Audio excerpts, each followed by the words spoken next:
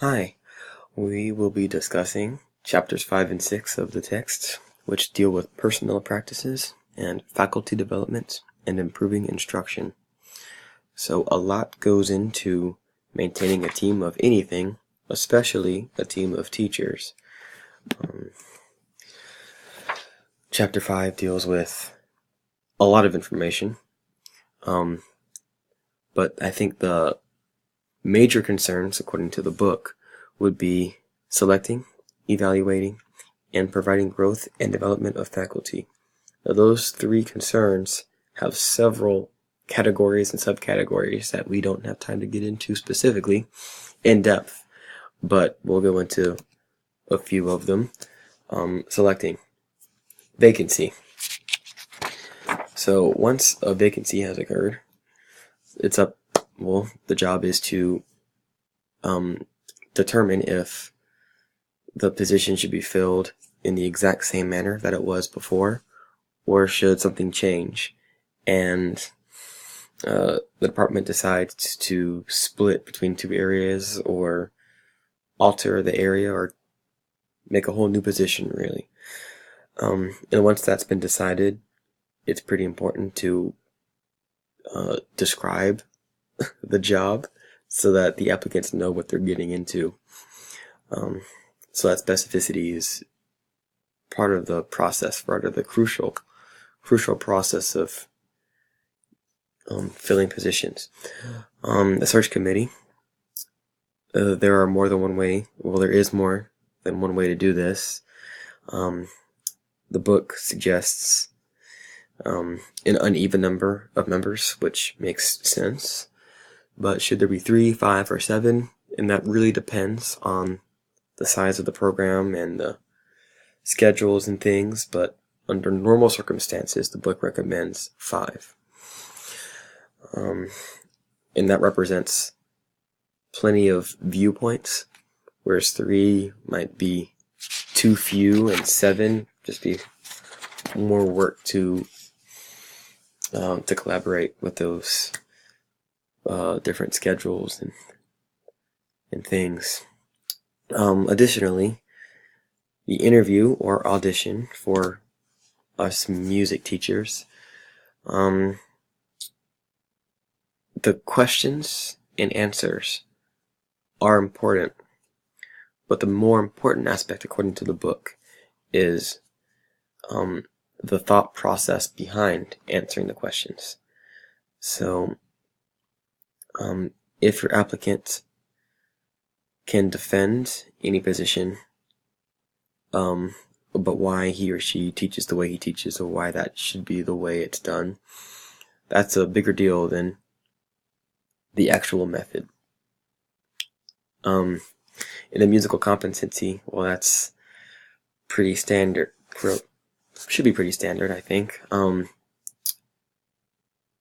You can't be expected to sound like a professional necessarily, but you, as a music teacher, should have the knowledge and skill to perform rhythmically and musically and accurately. That's a big component of what this book is saying. I wish I did one of those auditions. That would have been pretty cool. Moving on. The other two previously discussed umbrella concerns: evaluating and providing growth and development of faculty. So the difference between visitation and observation is a pretty important thing. Visitation is like the ability to observe without the teacher being concerned of a formal evaluation. So it's more of technically it is like an informal evaluation, but the objective is just to assist as can be assisted and see what can be improved upon. Whereas the observation is more of a formal, how can we improve your teaching and get you from struggling to successful? Are you competent or incompetent? And that is only to be determined until after several observations have been held. If, despite all efforts to improve, the teacher continues to struggle, the teacher should be allowed to resign, as opposed to simply firing. One quote from the book that I really, really like regarding managing personnel is, although outstanding administrators always treat their faculty members in such a way that they produce superior performances, too many leaders unintentionally treat their colleagues in a way that leads to performances that are lower than what they are capable of achieving. That quote, I think, pretty much will be used in my conclusion, as we'll see in a second, when dealing with these two chapters, really. That's very important, I think. Chapter 6, faculty development and improving instruction.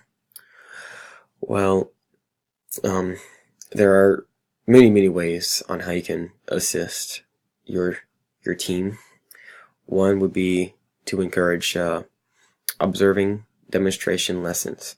So what that is a struggling teacher would go visit a successful teacher in a very similar situation. That's key. If the struggling teacher is watching a successful teacher, but the teacher who's successful is doing something completely unrelated to the issue and trouble, that doesn't help a whole lot. Another thing is micro teaching, which I haven't really utilized or have had to do so far, but it was an interesting concept as far as you teach a specific concept in a short period of time to a small number of students. It's not to be a full class lesson, but it is supposed to it can be an effective strategy in determining, well, teacher effectiveness, really. Another big thing is professional meetings, not just at the state and national levels, but also the local levels. I think that's a very important thing in not only educating yourself, but also motivating yourself and your team. Very crucial component. My concluding thoughts: maintaining an effective team requires a conscious effort to treat others fairly and with the respect they deserve.